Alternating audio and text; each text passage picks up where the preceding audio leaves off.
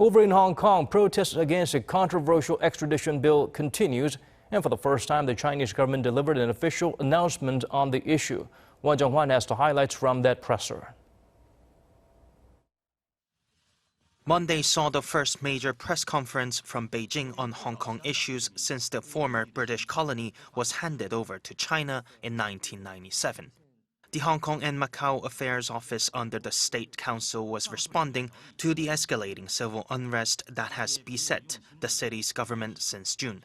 The spokesman for the office, Jung-hwan, said the unrest has created a serious negative economic impact for Hong Kong and that this has been disheartening to people who treasure the city, referring to violent clashes and the police's discovery of suspected bomb-making equipment. Yang also delivered the central government's support for the Carrie Lam administration. He said Beijing strongly supports the current administration and efforts by the police to enforce the law.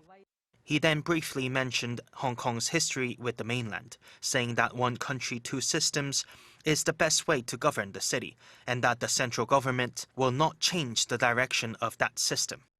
Finally, he explained in more detail what the central government expects from Hong Kong, laying out 3 factors: to firmly oppose violence, to firmly safeguard the rule of law, and to end political conflict as soon as possible. It was Beijing's first press briefing amid a wave of mass protests and violent clashes that has continued for around 2 months. And suggesting that Beijing is unlikely to change its position, it appears the situation is unlikely to be resolved anytime soon. Meanwhile, a group of Hong Kong civil servants from various government departments issued a statement last week saying they would organize a rally to support the protesters, estimating that about 500 people would take part.